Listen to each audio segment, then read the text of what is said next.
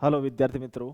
कक्षा प्लस में आपका फिर से स्वागत है। मैं अश्विन कुमार धादीज आपका तहे दिल से स्वागत करता हूं। आज फिर आपके लिए एक नया टॉपिक जिसमें पद्य शिक्षण है। कल हमने पढ़ा था व्याकरण शिक्षण की विधियां, व्याकरण के क्या सिद्धांत होते हैं, व्याकरण के क्या उद्देश्य होते हैं, व्याकरण के क्या लक्ष्य है, जो कल हमने पढ़ा था। आज हम पद्य शिक्षण की विधियां पढ़ेंगे, जिसके क्या लक्ष्य होते हैं पद्य शिक्षण में, कौन कौन सी विधियां होती है जिसको हमें जानना है, हम किस किस विधि के द्वारा हम पद्य शिक्षण को जान सकते हैं। जैसा कि दंडान्वय विधि भी है, खंडान्वय विधि भी है, भाष्य विधि भी है, भाषा अनुवाद विधि भी है, और भी कई विधियां हैं जो पद्य शिक्षण में काम में आती है। और आखिरी में हमें पद्य शिक्षण की पाठ योजना के बारे में जानना जानना बहुत जरूरी है। एक क्वेश्चन रीट में आ ही जाता है कि पद्य शिक्षण की पाठ योजना से संबंधित एक क्वेश्चन आता है, और इसके अलावा जो विधियां हैं उससे एक क्वेश्चन आता है। जैसा कि आज पद्य शिक्षण की विधियां हैं। पद्य शिक्षण की विधियां, सबसे पहले हम पद्य शिक्षण को जानेंगे, श्लोक के माध्यम से जान सकते हैं। जो श्लोक का अनुवाद होता है वो पद्य शिक्षण की विधियों में भी आता है।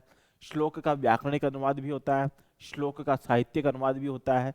तो ये सब दंडान्वय और खंडान्वय विधि है जिसमें से एक क्वेश्चन आता ही आता है। तो पद्य शिक्षण का सबसे पहले, पद्य शिक्षण कहते किसे हैं? पद्य शिक्षण उसे कहते हैं जिसके अंदर श्लोक गाया जाता है, श्लोक का गायन होता है, वह पद्य शिक्षण कहलाता है। श्लोक का जिसमें गीत हो सकता है तो गीत का गायन भी हो सकता है, श्लोक का भी गायन हो सकता है, तो पद्य शिक्षण होता है। पद्य शिक्षण, जैसा कि आज पद्य शिक्षणम, पद्य शिक्षण का उद्देश्य क्या होता है, इसका लक्ष्य क्या है? सौंदर्यानुभूति करना। पहला इसमें लक्षण है सौंदर्य की अनुभूति करना। दूसरा रसानुभूति करना। फिर तीसरा आनंदानुभूति करना। यानी पद्य शिक्षण के तीन प्रमुख लक्षण है, तीन प्रमुख उद्देश्य है, जिसके अंदर हम जान सकते हैं कि सौंदर्य अनुभूति हो सकती है, रसानुभूति हो सकती है, और आनंदानुभूति हो सकती है। अब पद्य शिक्षण में हमें क्या जानना है? पद्य शिक्षण में हमें कहाँ पर यति यति यानी रुकना होता है, कहाँ पर हमें रुकना है श्लोक के गायन में, श्लोक का सस्वर वाचन में हमें कहाँ रुकना पड़ता है, फिर उसके बाद में कैसे गायन करना पड़ता है। ये छंद छंद शिक्षण भी हो सकता है, ये छंद शिक्षण भी है एक तरह से। जिस तरह से छंदों का गायन होता है, छंदों का सस्वर वाचन होता है, वो छंद में ही पद्य शिक्षण आता है। छंद पद्य शिक्षण में ही छंद आता है, या छंद में ही पद्य शिक्षण आता है, क्योंकि श्लोक का गायन हो सकता है श्लोक 2 लाइनों का है जो अनुष्टुप छंद में है, हो सकता है श्लोक उपजाति छंद का है जो 4 लाइनों का है, हो सकता है श्लोक वंशस्थ तिलका का है। तो कोई सा भी श्लोक का गायन हो सकता है, किसी भी छंद में इस श्लोक का गायन किया जा सकता है। पद्य शिक्षण में सबसे पहले इसका उद्देश्य क्या है? सौंदर्यानुभूति, रसानुभूति और आनंदानुभूति होती है। अब इसमें आता है गति। हमारी गति कैसी होनी चाहिए?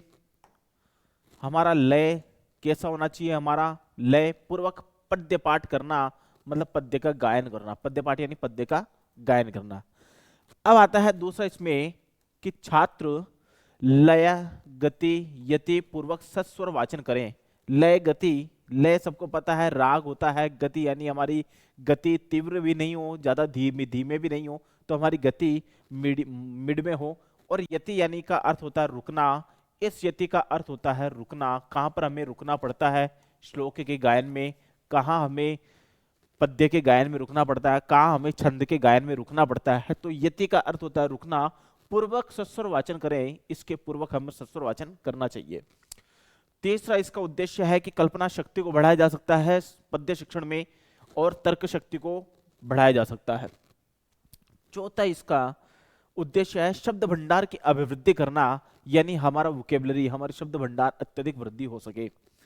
और पांचवा इस छंद का, इस पद्य शिक्षण का जो उद्देश्य है वह है चतुर्वर्ग फल प्राप्ति, यानी चतुर्वर्ग फल प्राप्ति। यहाँ पर फल है, हालांकि कल लिखा है यहाँ पर फल है, तो आप ध्यान रखें चतुर्वर्ग फल प्राप्ति, चतुर्वर्ग फल प्राप्ति।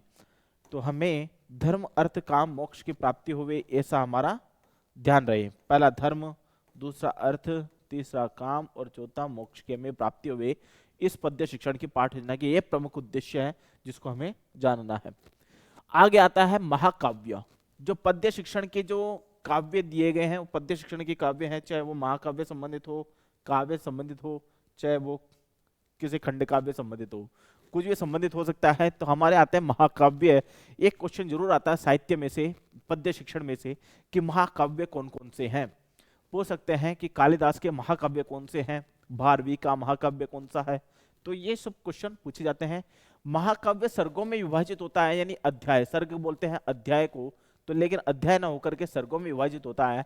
नायक कोई देवता या अच्छे वेश का राजा होता है। श्रृंगार, वीर और शांत में से कोई मुख्य रस होता है। तो हमें ध्यान रखना है कि राजा जो नायक होता है वह वीर रस का भी हो सकता है, श्रृंगार रस का भी हो सकता है और शांत रस का भी हो सकता है। इन तीन रस में से कोई से भी रस का वह नायक हो सकता है। अब रस कितने प्रकार के होते हैं? तीन रस में से मुख्य रस, जो तीन रस में से हमें नायक, हमारे तीन रस में से कोई से भी रस का हो सकता है। तो नायक अपने रस कितने प्रकार के होते हैं? जो 9 प्रकार के होते हैं रस।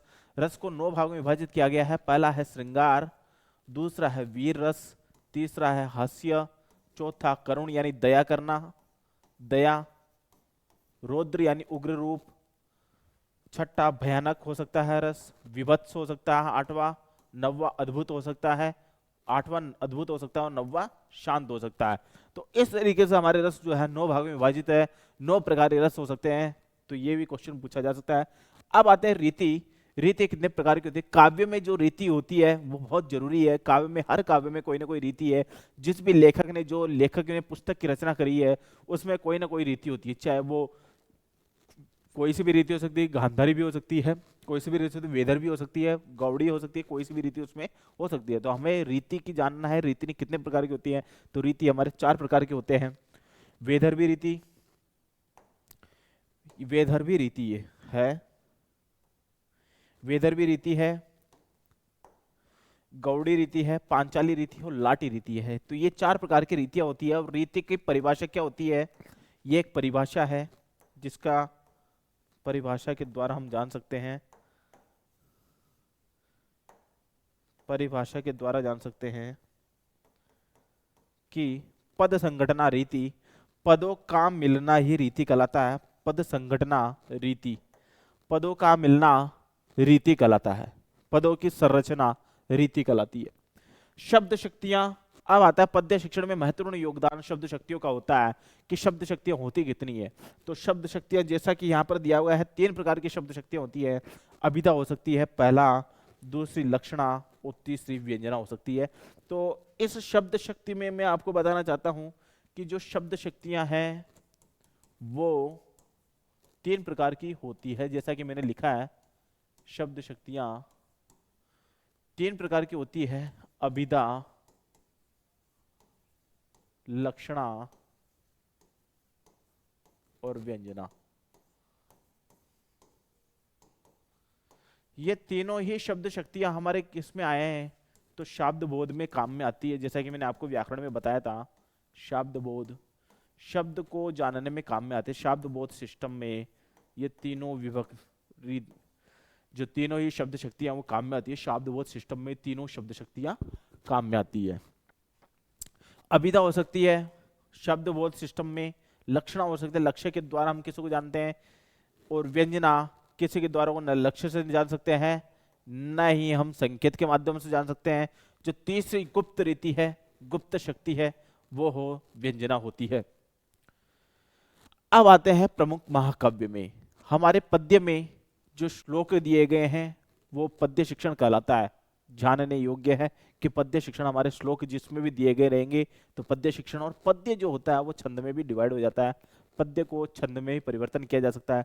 छंद में कई परिवर्तन है। पद्य कई प्रकार के हो सकते हैं, चाहे वो अनुष्टुप में पद्य हो या फिर उपजाति में पद्य हो या वंशस्थ में पद्य हो, तो उनको पद्य को छंद भी कहते हैं, दूसरा नाम छंद भी कह सकते हैं।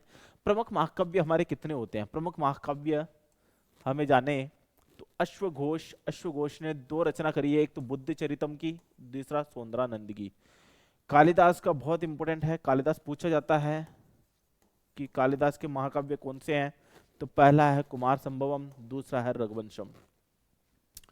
कुमार संभवम जैसा कि माने तो कुमार की उत्पत्ति करना, कुमार संभवम की, कुमार की उत्पत्ति, जिसका शाब्दिक अर्थ है, इसका शाब्दिक अर्थ है कुमार संभवम का कुमार की उत्पत्ति होना।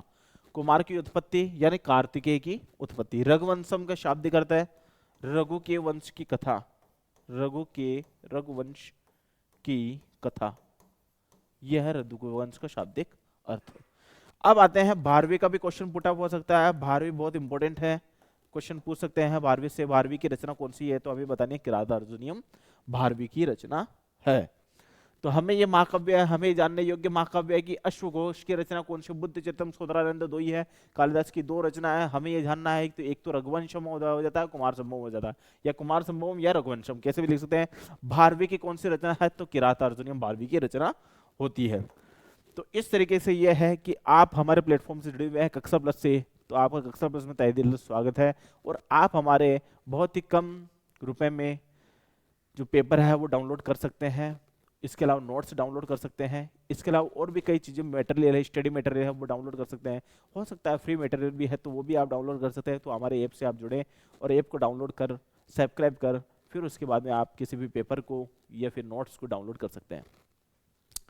जैसा कि हम अब आते हैं पद्य शिक्षण में, पद्य शिक्षण की पाठ्य योजना में कि पद्य शिक्षण क्या होता है। अब पद्य में कौन कौन से कवि है जिन्होंने किस किस रचना करी है वो पद्य शिक्षण में है। जैसे पहला अब कौन सा कवि है, माघ कवि है, माघ ने शिशुपाल वध की रचना करी है।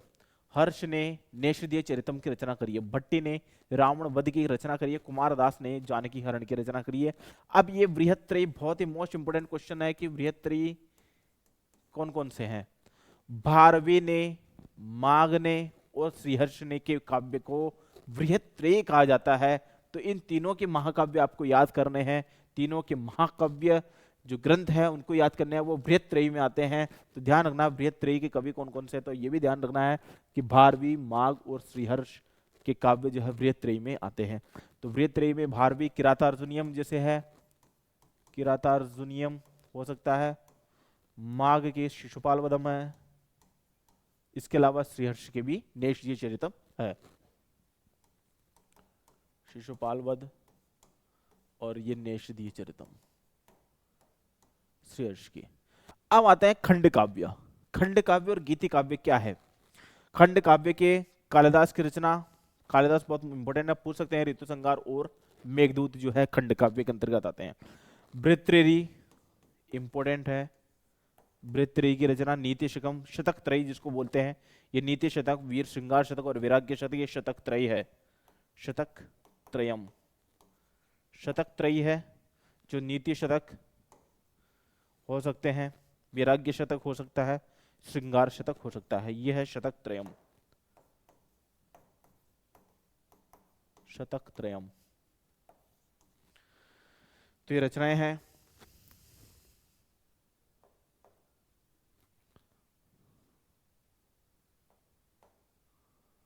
अब आते हैं संस्कृत शिक्षण की विधियां। जैसा कि हर क्वेश्चन में, हर पेपर में एक ही क्वेश्चन जरूर आता है, पद्य शिक्षण की विधियां कौन कौन सी है, जिसमें से दो महत्वपूर्ण विधि है, बहुत दो महत्वपूर्ण विधि है जिसको हमें जानना ही जानना है। और सारी विधि है जो उसके बाद की सब सरल विधियां हैं, लेकिन दो एक ऐसी विधि है जो बहुत कठिन विधि है, जो उसमें से क्वेश्चन आता ही आता है पद्य शिक्षण की विधियों में। जैसे हमने व्याकरण शिक्षण भी पढ़ा, पुराने वाले टॉपिक पर हमने पढ़े, व्याकरण शिक्षण पढ़ा, फिर गद्य शिक्षण पढ़ा। आज हम पद्य शिक्षण पढ़ रहे हैं। तो पद्य शिक्षण की विधियां हैं, हमने व्याकरण शिक्षण की विधियां पढ़ी, गद्य शिक्षण की विधियां पढ़ी, आज हम पद्य शिक्षण की विधियां पढ़ रहे हैं। इसमें से मैंने आपको कहा था दो विधियां बहुत जरूरी है, एक तो दंडान्वय विधि और एक खंडान्वय विधि। ये दो विधि एक ऐसी विधियां हैं जो बहुत ही महत्वपूर्ण विधि है, जो पद्य शिक्षण को बहुत अच्छा बना देती है। पद्य शिक्षण को पढ़ाने में जो है उसको आनंददायी अनुभूति करा सकती है। इसमें पद्य शिक्षण में सौंदर्य अनुभूति करा सकती है और इसमें कई रसानुभूति करा सकती है।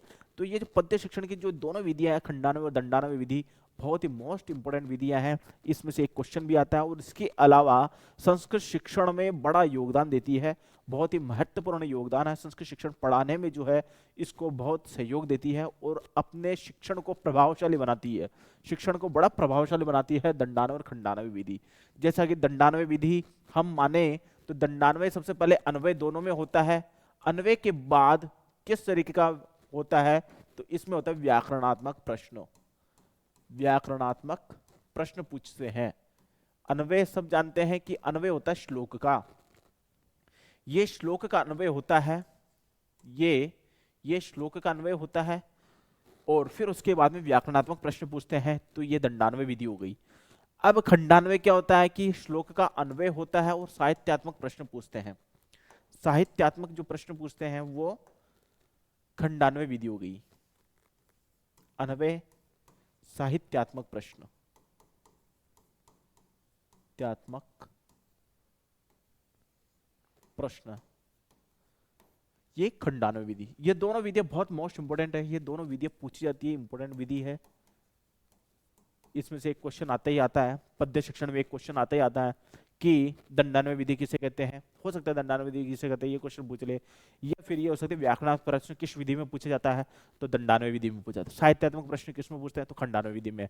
तो दोनों का यह है, व्याकरणात्मक और साहित्यात्मक प्रश्न पूछा जाता है, दंडान्वय और खंडान्वय विधि। फिर उसके बाद में पढ़ते हैं भाषानुवाद विधि, यानी ट्रांसलेशन विधि, व्याख्या विधि, जिसको हम डिस्क्रिप्टिव टाइप में बता सकते हैं। भाष्य विधि, किसी पर भाष्य लिखा गया हो। तुलना विधि, किसी को तुलना करके हम बता सकते हैं, तुलना विधि है। टीका विधि और समीक्षा विधि, यह 8 प्रकार की विधियां होती हैं जो पद्य शिक्षण में बड़ी काम में आती है। लेकिन 2 ही विधि एक ऐसी विधियां हैं जो मनोवैज्ञानिक विधि, ये विधि मनोवैज्ञानिक नहीं है लेकिन ये विधि मनोवैज्ञानिक है। ये विधि व्याकरणात्मक दार्शनिक विधि है, और ये भी दार्शनिक विधि है।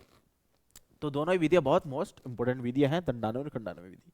आगे हम पढ़ते हैं दंडान्वय विधि को विस्तृत तौर से। दंडान्वय विधि विस्तृत तौर से पढ़ेंगे तो यह व्याकरणात्मक विधि है, यानी ग्रामेटिकल विधि है। ग्रामेटिकल, ये ग्रामेटिकल विधि है। इस विधि में श्लोक व्याकरणात्मक प्रश्न होंगे, श्लोक में व्याकरणात्मक प्रश्न पूछे जाते हैं। ये ग्रामेटिकल विधि है जिसमें श्लोक में व्याकरणात्मक प्रश्न होते हैं।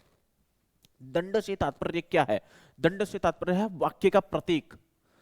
अन्वय, अन्वय होना, वाक्य का प्रतीक जो होता है अन्वय, वह दंड से तात्पर्य है। अब इसकी परिभाषा क्या होती है कि अर्थों के आधार पर शब्दों के प्रयोग का क्रम व्यवस्थित करना अन्वय कहलाता है। क्रम व्यवस्थित करना, अब आगे लिखा गया है क्रम और व्यवस्थित, क्रम का व्यवस्थित तरीके से लिखना, वाक्य बना देना, वो अन्वय कहलाता है। अन्वय की परिभाषा, शाब्दिक परिभाषा यही है जिसका भावार्थ निकल जाए। जिस श्लोक का भावार्थ जैसा निकल रहा है वो अन्वय कहलाएगा।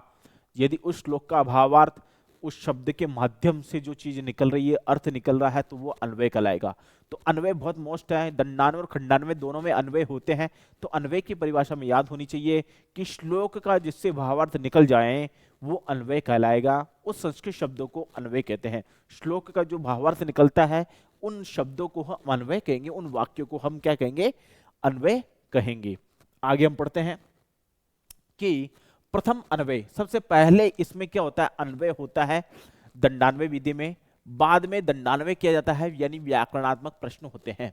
बाद में व्याकरणात्मक प्रश्न, व्याकरणात्मक प्रश्न होते हैं।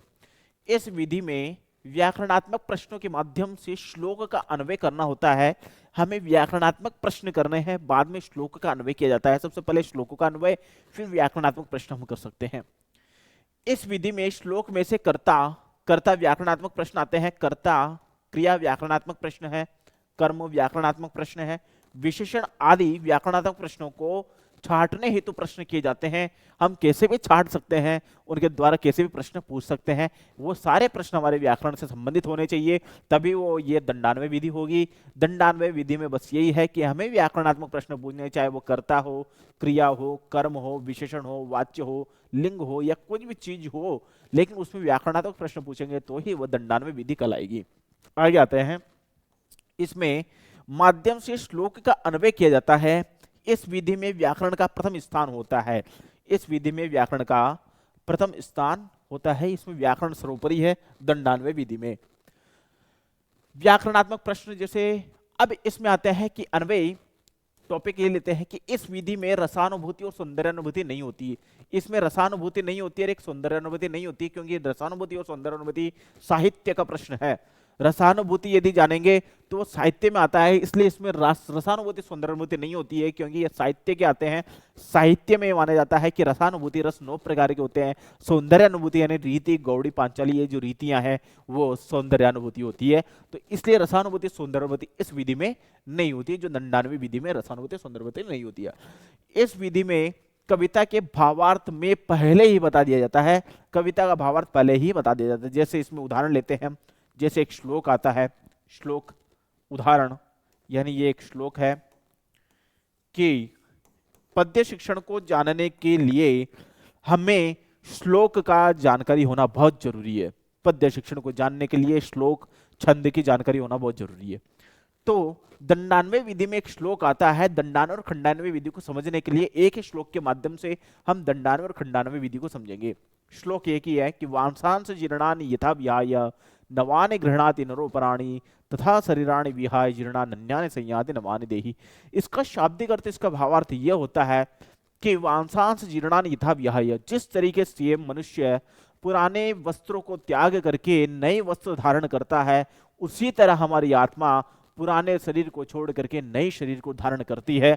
ये आत्मा की प्रबलता है, आत्मा की अमरता पर इसमें बताया गया। आत्मा अजर है और अमर है, उस विषय में ये श्लोक बताया गया है। ये श्लोक श्रीमद् भगवत गीता का है। इस गीता में द्वितीय अध्याय का श्लोक है जिसमें साफ कहा गया है कि आत्मा अजर और अमर है, वो नित्य है, वो शाश्वत है, वह अजन्मा है, उसने कभी जन्म नहीं लिया है, न ही उसकी कभी मृत्यु हुई है। अजर और अमर दोनों है आत्मा। तो आत्मा के विषय में श्लोक है, इसमें ही हम पढ़ेंगे दंडान्वय विधि। दंडान्वय यानी जिसका शाब्दिक अर्थ हम जान सकते हैं दंडान्वय विधि में। दंडान्वय विधि में शाब्दिक अर्थ हम जान सकते हैं। दंडान्वय प्रणाली में कुछ इस तरह पढ़ा जाएगा। अब दंडान्वय प्रणाली को हम जानना है तो ये जो प्रश्न है, ये प्रश्न यहां से यहां तक जो प्रश्न दिए गए हैं, यहां से यहां तक जो प्रश्न दिए गए हैं, यहां से यहां तक जो प्रश्न दिए गए हैं वो सब दंडान्वय के हैं। यानी दंडान्वय विधि, जैसा कि मैंने आपको बताया था, पहले अन्वय किया जाता है, बाद में व्याकरण के प्रश्न पूछे जाते हैं। तो पहले अन्वय हमने किया है, अन्वय करेंगे। वांसांस जीर्णानि यथा विहाय एक श्लोक है जिसमें दंडान्वय खंडान्वय विधि दोनों समझेंगे। तो एक ही श्लोक है, आपको जो मैंने अभी श्लोक बताया वांसांस जीर्णानि, तो इसमें सबसे पहले अन्वय करने के बाद इसको पहले श्लोक में से प्रश्न पूछेंगे। तो प्रश्न कैसे होने चाहिए? दंडान्वय विधि में प्रश्न होने चाहिए व्याकरणात्मक प्रश्न। यदि वो व्याकरणात्मक प्रश्न है तो दंडान्वय विधि कहलाएगी। पद्य शिक्षण की प्रमुख विधि दंडान्वय विधि कहलाएगी। यदि उस प्रश्न, उस श्लोक में साहित्यात्मक प्रश्न है तो वह खंडान्वय विधि कहलाएगी। तो हम दंडान्वय विधि अभी पढ़ रहे हैं, खंडान्वय फिर बताएंगे आपको। पहले दंडान्वय विधि में हम क्वेश्चन पुटअप कर रहे हैं, क्वेश्चन पूछ रहे हैं, तो वो व्याकरणात्मक प्रश्न है। जैसे कि ये श्लोक मैंने आपको बताया कि वांसांस जीर्णानि यथा विहाय नवानि गृह्णाति नरोपराणि तथा शरीराणि विहाय जीर्णा नन्यानि संयाति नवानि देहि। इसका शाब्दिक अर्थ यह है कि हमारा पुराना शरीर छोड़ करके आत्मा नए शरीर को जाती है, उसी तरीके से जिस तरीके से हम अपने पुराने वस्त्रों को छोड़ करके नए वस्त्र धारण करते हैं, उसी तरीके से आत्मा भी पुराने शरीर को छोड़ करके नए शरीर को धारण करती है। तो इस श्लोक में हम व्याकरणात्मक प्रश्न पूछेंगे, इन श्लोकों में हम ग्रामेटिकल क्वेश्चन पूछेंगे। तो कैसे क्वेश्चन बन सकते हैं? पहला प्रश्न आता है कि अंतिम अश्विन श्लोके कह कर्ता कह। तो इसमें कर्ता कौन है? तो इसमें आत्मा हमारी कर्ता है। प्रश्न आता है दूसरा व्याकरणात्मक प्रश्न कि श्लोके अश्विन क्रियापदम किम। तो इस श्लोक में क्रियापद क्या है? तो हन्यते, हन धातु यानी मारने के अर्थ में होती है, तो इसलिए क्रियापद है मारने अर्थ में, तो ये क्रियापद हो गया। अजह कहा अर्था, अजह होता है न जन्मा, जिसने कभी जन्म नहीं लिया हो। अजन्मा, अजन्मा जिसको बोलते हैं अजन्मा, जिसने कभी जन्म नहीं लिया हो, वह आत्मा, ऐसी आत्मा अजय होती है। तो ये जितने भी क्वेश्चन है, सब ये क्वेश्चन व्याकरणात्मक प्रश्न पूछे गए हैं। जितने भी प्रश्न पूछे गए हैं, प्रश्न है व्याकरणात्मक। जितने भी प्रश्न पूछे गए हैं सभी व्याकरणात्मक प्रश्न पूछे गए हैं। इसमें साहित्य का एक भी क्वेश्चन नहीं है, इसलिए साहित्य का एक भी क्वेश्चन नहीं होने की वजह से ये जो विधि है अपनी दंडान्वय विधि है। और हम यदि अब जो हम चलेंगे दूसरी विधि में, जो खंडान्वय विधि होती है वो कौन सी होती है? खंडान्वय विधि में अन्वय के बाद साहित्यात्मक प्रश्न पूछते हैं। अन्वय के बाद साहित्यात्मक प्रश्न पूछते हैं कि इस विधि में श्लोक का अन्वय करने के लिए सर्वप्रथम श्लोक में से प्रधान वाक्य को खोजा जाता है। सबसे पहले श्लोकों में से प्रधान वाक्य को खोजा जाता है। दूसरा, इसका उद्देश्य, यह प्रश्न व्याकरण पर आधारित न होकर साहित्य पर आधारित होते हैं। बहुत ही मोस्ट इंपोर्टेंट है ये लाइन, इसमें से आप ध्यान रखना कि इस खंडान्वय विधि में प्रश्न व्याकरणात्मक न होकर प्रश्न साहित्यात्मक होंगे। इसमें व्याकरणात्मक प्रश्न न होकर साहित्यात्मक होंगे। तीसरा उद्देश्य, प्रश्न संस्कृत भाषा में ही होते हैं। चौथा, इस विधि में छात्र सक्रिय रहते हैं क्योंकि छात्रों को इस विधि में रसानुभूति होती है, सौंदर्यानुभूति होती है। एक मनोवैज्ञानिक विधि भी है जिसके अंदर रसानुभूति और सौंदर्यानुभूति दोनों चीज होती है। तो छात्र इसमें इंटरेस्ट रखते हैं, छात्रों को अच्छा लगता है। और इसके बाद में इसमें साहित्यात्मक प्रश्न होते हैं जो बहुत सरल होते हैं, जिसमें छात्र इसमें लगन रहती है, रुचि रहती है। यह विधि मनोवैज्ञानिक विधि है। इस विधि में योग्यता और आकांक्षा आदि का होना अनिवार्यता होती है। योग्यता और आकांक्षा जैसे मैंने आपको बताया, ये दोनों शब्द शक्तियां हैं, शब्द शक्तियां। इस विधि को प्रश्नोत्तर विधि भी कहते हैं। अब आते हैं हम उदाहरण से कैसे समझेंगे कि ये जो श्लोक है वह श्लोक, ये जो श्लोक है श्रीमद् भगवद गीता का श्लोक है, इसमें खंडान्वय विधि में बताया गया है। जैसे कि ये श्लोक मैंने पहले आपको बताया था कि वांसांश जीर्णानि यथा विहाय। अब वांसांश जीर्णानि यथा विहाय, इसमें से श्लोक बताएंगे। अब न जायते म्रियते वा कदाचित नायम भूत्वा भविता वान भूय अजो नित्य शाश्वतोयम पुराणे न हन्यते हन्यमाने शरीरे। इसका मतलब ये होता है कि न तो आत्मा न जन्म लेती है न तो मरती है, यह अज है, अजन्मा है, नित्य है, शाश्वत है। पुराणे न हन्यते हन्यमाने शरीरे, यानी ये न तो मरती है न ही जन्म लेती है। आत्मा अजर और अमर है।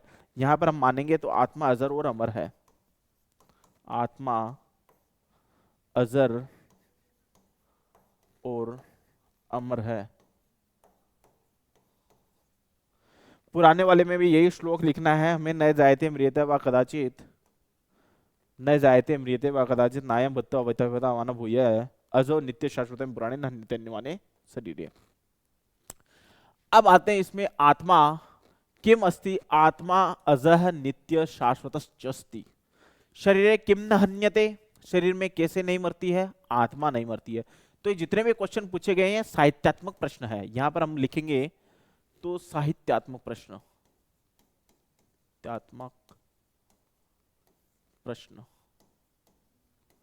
साहित्यात्मक प्रश्न है। अब आते हैं गीति काव्य में। गीति काव्य नाटक में अध्यापक गीत क्रीड़ा के माध्यम से काव्य को पढ़ाया जाता है। अध्यापक बीच बीच में नाट्य का आश्रय लेता है। गीत विधि में संगीत तत्व प्रमुख होता है। यह विधि प्राथमिक स्तर हेतु उपयोगी विधि है। जो गीत विधि है इसके द्वारा हम प्राथमिक स्तर के लिए हम उपयोगी विधि है। हम इसके पहले मैंने आपको अभी पढ़ाया था दंडान्वय और खंडान्वय विधि में, तो श्लोक हम लेते हैं, उसमें भी एक ही श्लोक था, उसमें भी ये लिखा गया था न जायते म्रियते वा कदाचित नायम भूत्वा भविता वान भूय अजः नित्य शाश्वतम यम पुराणे न हन्यते हन्यमाने शरीरे। जैसा कि मैंने आपको वांसा से जीर्णानि के जो श्लोक बताया था, वो श्लोक भी और ये श्लोक भी एक ही है। इन दोनों में ही व्याकरणात्मक हमें प्रश्न पूछने हैं। हमें दंडान्वय विधि में और खंडान्वय विधि में यही जानना है कि हमें व्याकरणात्मक प्रश्न पूछने हैं। जैसा कि मैंने आपको दंडान्वय विधि में बताया आपको कि ये वाला कि न जायते म्रियते व कदाचित, इसका शाब्दिक अर्थ क्या है। अभी मैंने हालांकि आपको वांसा से जीर्णानि का श्लोक बताया, उसका तो मैंने अर्थ बताया, लेकिन उसमें से आपको ये वाला श्लोक याद करना है। न जायते म्रियते व कदाचित नायम भूत्वा भविता वान भूय अजो नित्य शाश्वतम पुराणे न हन्यते हन्यमाने शरीरे। ये दंडान्वय विधि का है श्लोक है और खंडान्वय विधि का भी श्लोक है। जैसा कि मैंने आपको अभी श्लोक बताया था कि वांसांश जीर्णान यथा विहाय नवानि गृह्णाति नरो प्राणी तथा शरीराणि विहाय जीर्णान अन्यानि संयाते नवानि देहि। इसका शाब्दिक अर्थ मैंने आपको बता ही दिया था, लेकिन इसके बाद कोई श्लोक कोई सा भी ले सकते हैं, उदाहरण कोई सा भी आ सकता है, लेकिन हमें दंडान्वय और खंडान्वय विधि को समझना है कि दंडान्वय विधि होती है प्रश्न के बाद में व्याकरणात्मक प्रश्न होना, खंडान्वय विधि में होता है कि अन्वय प्रश्न के बाद में हमें साहित्यात्मक प्रश्न होना। अन्वय के बाद में हम साहित्यात्मक प्रश्न बने वो खंडान्वय विधि है, दंडान्वय विधि में व्याकरणात्मक प्रश्न। अब इस श्लोक का क्या अर्थ है, हमें व्याकरणात्मक प्रश्न यानी दंडान्वय विधि पढ़ रहे हैं, तो इस श्लोक का क्या अर्थ है कि न जायते, न तो वो कभी जन्म लेती है न वह कभी मरती है, कदाचित नायम भूत्वा, न कभी हुई है न कभी होगी, वान भूया, न कभी होगी, यह अज है, अजन्मी है, यह नित्य है, हमेशा रहती है, और यह शाश्वत है। अयम पुराणे, पुराण में यह बताया गया है न हन्यते हन्यमाने शरीरे, न तो ये मरेगी न इसे कोई मार सकता है। तो ऐसी क्या है? यह एक आत्मा है ऐसी जिसको न तो कोई मार सकता है, न ये जन्मी है, न ये मरेगी। तो ये एक आत्मा है, न तो जन्म लेती है न ही मरती है, बस शरीर बदल जाता है, लेकिन आत्मा अमर है और अजर है। ये वाला श्लोक मैंने बताया था, और ये वाला श्लोक अभी मैंने आपको बताया है दंडान्वय विधि में। तो ये वाला श्लोक है, न जायते मृते वा कदाचित नायं भूत्वा भविता मरणं हो रहा है, अजः नित्य शाश्वतं पुराणे न हन्यते हन्यमाने शरीरे। तो ये वाला श्लोक था। इस श्लोक में जो क्वेश्चन पूछे गए हैं व्याकरणात्मक प्रश्न, जिसमें आपको बताया कि प्रश्न जो है व्याकरणात्मक है। तो अश्विन श्लोक के कर्ता कह, कर्ता हमारी आत्मा हो जाएगी, क्योंकि हमारी कथा आत्मा क्यों है? क्योंकि आत्मा ही अजर और अमर है, क्योंकि पूरा विवेचन किसके ऊपर है? जिसका विवेचन जिसके ऊपर होता है वही उसका कर्ता हो जाता है। तो हमारे श्लोक का न जायते मृते वा कदाचित नायं भूत्वा भविता वा भूय अजः नित्य शाश्वतं पुराणे न हन्यते हन्यमाने शरीरे। तो ये वाला जो श्लोक है, इस श्लोक का शाब्दिक अर्थ भी मैंने आपको बता दिया था कि न तो जन्म लेती है, न मरती है, न कभी हुई है, न कभी होगी, यह अजय है, अजन्मा है, ये नित्य है, ये शाश्वत है, ये ऐसी आत्मा न हन्यते हन्यमाने शरीरे, ये शरीर में रहकर के भी कभी नहीं मरती। तो इस श्लोक में जो व्याकरणात्मक प्रश्न हमने पूछे हैं, तो दंडान्वय विधि है। व्याकरणात्मक प्रश्न इसमें श्लोक की कर्ता का है, जैसे हमने पूछ लिया, तो कर्ता इसकी आत्मा। इसमें श्लोक की क्रियापदम किम, तो क्रियापद, कर्तापद और इसके बाद में अर्थ का। तो ये व्याकरणात्मक प्रश्न है, तो अर्थ का, तो व्याकरण प्रश्न होने का ये दंडान्वय विधि है। खंडान्वय विधि में भी आपको यही श्लोक मैंने आपको बताया, न जायते मृते वा कदाचित, इसमें भी आत्मा अजर और अमर है। तो लेकिन इसमें जो प्रश्न आएंगे वो कौन से प्रश्न आएंगे? साहित्यात्मक प्रश्न आएंगे। न जायते मृते वा कदाचित नायं भूत्वा भविता वा भूया अजः नित्यं शाश्वतं पुराणे न हन्यते हन्यमाने शरीरे। इसमें भी यही श्लोक है और यही श्लोक उसमें आ जाएंगे, तो यही इसमें आ जाते हैं, ये साहित्यात्मक प्रश्न हो जाते हैं। तो ये हो जाएगी खंडान्वय विधि। दंडान्वय विधि में व्याकरणात्मक प्रश्न उदाहरण कोई सा भी हो सकता है, जरूरी नहीं है कि आप न जायते मृते वा कदाचित ये वाला श्लोक लेवे। हो सकता है कि आप वांछांश गृणानि यथा विहाय नवान गृणाति ये वाला श्लोक भी नहीं लेवे, हो सकता है कोई दूसरा श्लोक लेवे। बहुत सारे श्लोक है जिसके माध्यम से आप दंडान्वय विधि और खंडान्वय विधि को समझ सकते हैं, क्योंकि दंडान्वय विधि और खंडान्वय विधि एक ऐसी विधि है जिसमें से एक ना एक क्वेश्चन आता ही आता है। बहुत इंपॉर्टेंट विधियां है दोनों विधियां, दंडान्वय और खंडान्वय विधि, जिसका शाब्दिक अर्थ आप जान लेना। दोनों में ही अन्वय पहले होता है, बस इसमें एक व्याकरण में होता है और एक साहित्य में होता है। तो व्याकरणात्मक प्रश्न होते हैं एक में, और दूसरे में एक साहित्यात्मक प्रश्न होते हैं। आगे हम गीत विधि तो हमने पढ़ा है भी, फिर उसके बाद में आता है भाषानुवाद विधि, लैंग्वेज ट्रांसलेशन विधि। बहुत इंपॉर्टेंट विधि है कि लैंग्वेज ट्रांसलेशन विधि, लैंग्वेज ट्रांसलेशन विधि।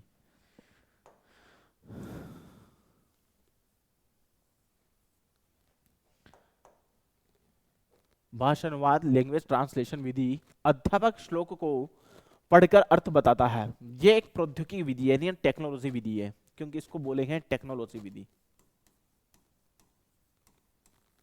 Technology pedagogy. तीसरा, अध्यापक संस्कृत भाषा का मातृभाषा में अनुवाद करता है। मातृभाषा हमारी कौन सी है? हिंदी है, तो हिंदी भाषा में अनुवाद करता है, हिंदी भाषा में अनुवाद करता है। ये विधि मनोवैज्ञानिक विधि नहीं है, ये ध्यान रखना। केवल अनुवाद मात्र से अर्थ निकल जाए तो ये भाषा अनुवाद विधि है, जिसके अंदर हमने वांसांश जीर्णानि वाले पहले वाला श्लोक बताया था, वो श्लोक यहाँ लेंगे हम कि वांसांश जीर्णानि यथा विहाय नवानि गृह्णाति नरो पराणि तथा शरीराणि विहाय जीर्णान्यानि संयाति नवानि देहि। इस श्लोक का शाब्दिक अर्थ यही है कि जिस तरीके से आत्मा पुराने शरीर को त्याग देती है और नए शरीर धारण करती है, उसी तरीके से हम अपने शरीर से पुराने वस्त्रों को त्याग करके नए वस्त्र धारण कर लेते हैं। तो यह हो जाती है हमारी भाषानुवाद विधि, जिसको अंदर कहते हैं ट्रांसलेशन विधि। भाषानुवाद विधि जिस तरीके से साफ लिखा हुआ है कि भाषा का अनुवाद करना, जिस तरीके से साफ है कि हम भाषा का अनुवाद कर रहे हैं, भाषानुवाद विधि हम भाषा का अनुवाद कर रहे हैं, तो ये भाषानुवाद विधि हो गई। हम भाषा को चाहे संस्कृत भाषा को हिंदी में ट्रांसलेट करेंगे तो भी भाषानुवाद है, संस्कृत भाषा को अंग्रेजी में ट्रांसलेट करेंगे तो भी भाषानुवाद है।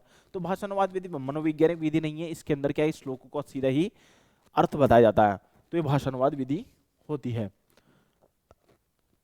वांसांश जीर्णानि वाला श्लोक है भाषानुवाद विधि में, चाहे वो न जाते मृते व कदाचित नायं भूत्वा भविता वा भूय, कोई सा भी श्लोक हम ले सकते हैं, ये भाषानुवाद विधि है। अब आती है व्याख्या विधि। किसी टॉपिक पर बहुत बड़ा व्याख्यान करना, ये उच्च स्तरीय हेतु उपयोगी विधि है, भाषण विधि, जिसको बोलते हैं व्याख्या विधि। उच्च स्तरीय हेतु उपयोगी विधि, जिसके अंदर उच्च स्तरीय जो बड़ी बड़ी क्लासें हैं, 8वीं 10वीं है 12वीं है, तो इन क्लासों में व्याख्या विधि का बड़ा प्रयोग किया जाता है। व्याख्या विधि में एक टॉपिक पर एक टॉपिक पर विस्तृत व्याख्या करना, विस्तृत चीजें बताना, वो व्याख्या विधि के अंतर्गत आती है। अध्यापक श्लोक के एक एक शब्द की व्याख्या करते हुए श्लोक के अर्थ को बताता है, शब्दार्थ की जगह भावार्थ पर बल देता है, पद्य के पीछे कथा व दर्शन का ज्ञान देता है। अब आते हैं हम भाष्य विधि। भाष्य विधि भी उच्च स्तरीय हेतु उपयोगी विधि है। ये भी उच्च स्तरीय हेतु शिक्षक कथा वाचक अनेक अंतक क्रियाओं को, प्रसंगों को बताते हुए श्लोकार्थ स्पष्ट करता है। तो हम किसी एक श्लोक पर बड़ा व्याख्या करें तो व्याख्या विधि कहलाती है। एक श्लोक पर बड़ा विस्तृत विवेचन करना वो व्याख्या विधि होती है। एक श्लोक पर बड़ा विस्तृत विवेचन कर सकते हैं तो व्याख्या विधि के द्वारा हो सकती है।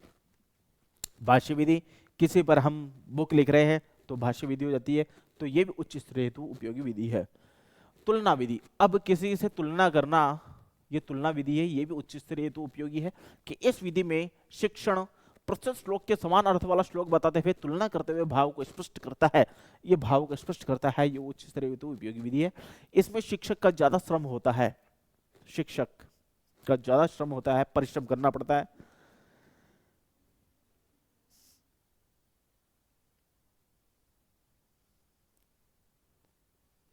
इसमें शिक्षक,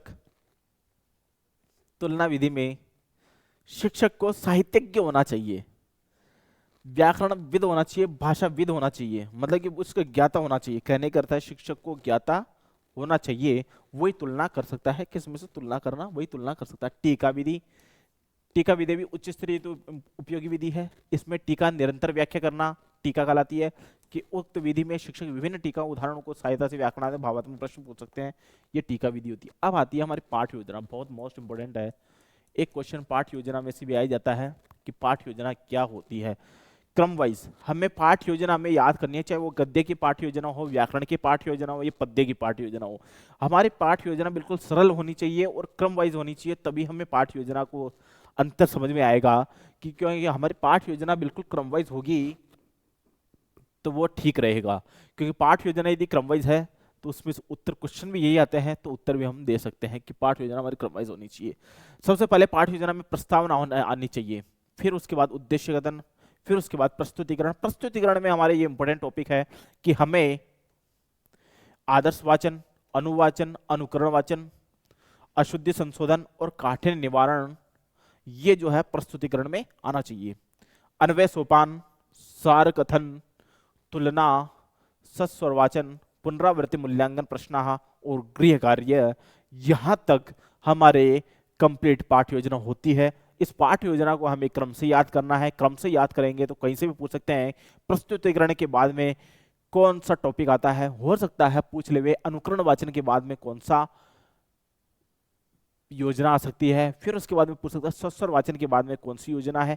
तो इस प्रकार पाठ योजना जो पद्य पाठ योजना उसको क्रमवाइज याद करना है। क्रमवाइज याद करेंगे तो ये हमें पता लगाया जा सकता है। तो इसलिए यहाँ तक तो हमारी जो पद्य योजना है, पद्य योजना और पद्य पाठ योजना, पद्य शिक्षण विधियां हमने आज कंप्लीट करी है। इन पद्य शिक्षण विधियों में जैसा जैसा मैंने आपको बताया है कि दंडान्वय और खंडान्वय विधि है, तो इस चीज को आपको याद करना है। दंडान्वय और खंडान्वय विधि, पद्य शिक्षण विधियां, पद्य शिक्षण विधियों में जो इंपॉर्टेंट विधि है वो आप देख लीजिए। इंपॉर्टेंट विधि मैं आपको बता देता हूं। पहली विधि आती है दंडान्वय विधि, दूसरी विधि आती है खंडान्वय विधि, तीसरी विधि आती है भाषानुवाद विधि, चौथी विधि आती है भाष्य विधि,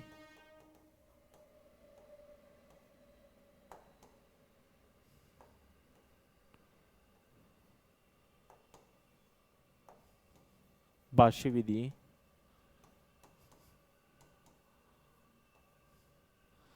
पांचवी विधि आप याद कर लीजिए तुलना विधि। ये पांच ही विधियां बहुत मोस्ट इंपोर्टेंट है। इन पांचों विधियों का आपको ध्यान रखना है कि कौन सी विधि कहाँ काम आ रही है, कौन सी विधि कहाँ काम आती है, ये भी आपको ध्यान रखना है। ज्यादा हार्ड विधियां नहीं है। दंडान्वय खंडान्वय विधि है, भाषानुवाद विधि, व्याख्या विधि है, टीका विधि है, तुलना विधि है, इत्यादि जो जितने भी विधियां हैं तो ये जब ज्यादा हार्ड नहीं है। पद्य शिक्षण योजना में ये प्रमुख प्रमुख विधियां हैं जिसको हमें ध्यान करना है। और लास्ट में हमें बस यही ध्यान रखना है कि पद्य पाठ योजना कैसी होती है, हमें पाठ योजना के बारे में पूरी जानकारी होनी चाहिए। यहाँ तक हमने आज यह टॉपिक हमने पढ़ा है। आज के लिए बस इतना ही। कल से फिर एक नया चैप्टर फिर हम पढ़ाएंगे। तो आज के लिए वेरी वेरी थैंक्स।